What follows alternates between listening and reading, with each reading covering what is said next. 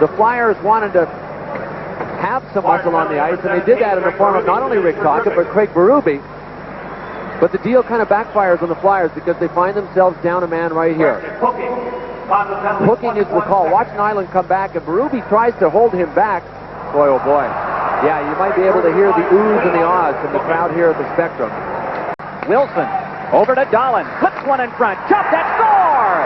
Thomas Sandstrom, a minute and 37 seconds into the game, on the power play, has the Rangers ahead 1-0. Pass is followed up by Craven. Craven bumps with David Shaw, and both of them go down.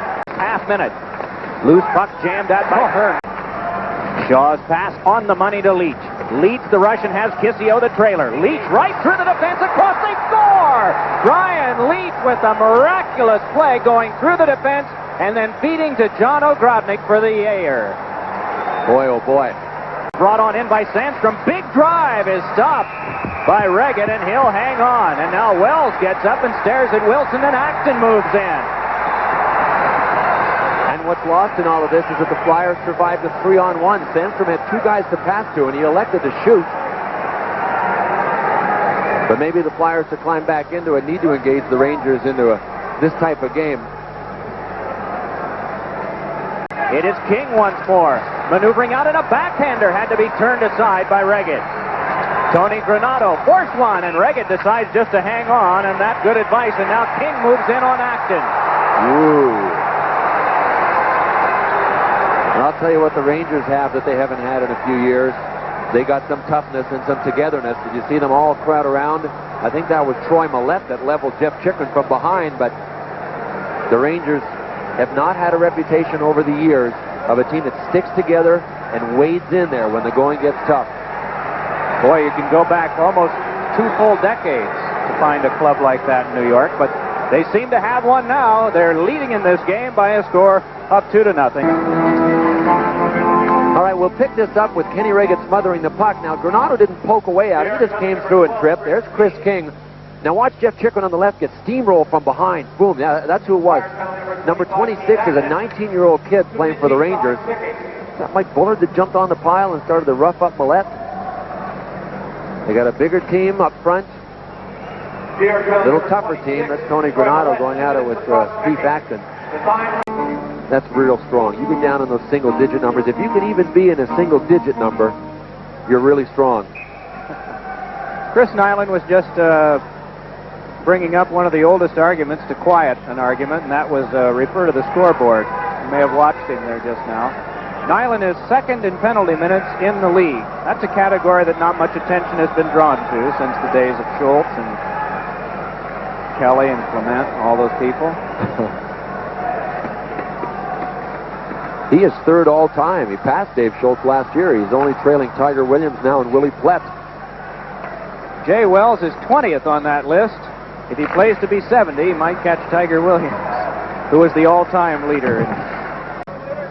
You know, Chris Nyland had his abdomen operated on this summer. Flew out to Vancouver, and there's so many injuries, those abdominal strains that never were around before. In camp, in the very first preseason game, he got into 2 fights against the Pittsburgh Penguins just to test it. Obviously, the test proved positive, or proved effective, because he's out there now and he doesn't seem to be hurting at all. He's had 3 scraps already this year in 7 Rangers games. Scoops it back out. Sandstrom moves to take this one in stride.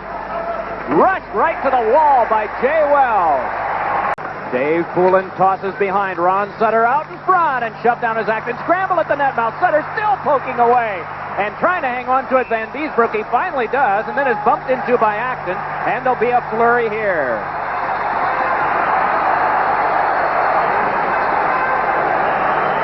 Well, Troy Millette just threw a roundhouse in the direction of Kjell Samuelsson, and Mark Howe came in to stand near him. But you're right, Bill, the observation you made earlier, this is a different Ranger squad.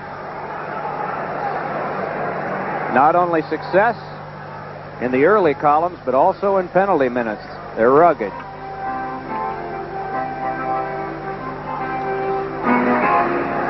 You had to know there was going to be some action when the puck ended up in front without a whistle. I guess Gregson could keep his eye on it, but now everybody's starting to poke away on John Van Beesbrook. Acton about to take the draw with Kissio. The entire Wales Conference is in action tonight. 3 idle teams are over in the Campbell. Puck spun right back around by Hardy, and we get a stoppage of play as just getting up are Acton and one of the Rangers. Quickly, they're moved in on that one. I believe that might be Mullen. Is it Mullen or is it Kissio? It is Kissio again, yeah. Well, you're talking about a couple of fierce little competitors. Roger Nielsen said that Kelly Kissio surprised him. He didn't realize he was that good a player. And that tells you that he's a coach's player or a player's player. You got to be around him a long time to understand just how good he is. And anybody that's watched the Flyers over the the playoffs last year and the start of this year knows how fierce Keith Acton is. Boy, oh boy.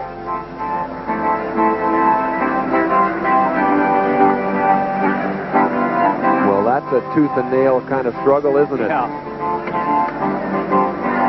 Kissio wanted to leave the scene right after the faceoff, and Acton had his stick. Puck flung back off of Dave Poulin. Has a 2-on-1 with Tocchet. Back to defend is Patrick. Poulin score! Murray Craven lugs it on further. Hammered by Leach's shoulder. Half a minute to go in regulation time. Flyers with 6 attackers. As ahead comes Howe. Flipped one that's knocked down. Dealt all the way back down the ice and in by Janssens. And that'll do it. The Rangers with a 3-1 win. And for Janssens, that is a very memorable first National Hockey League goal.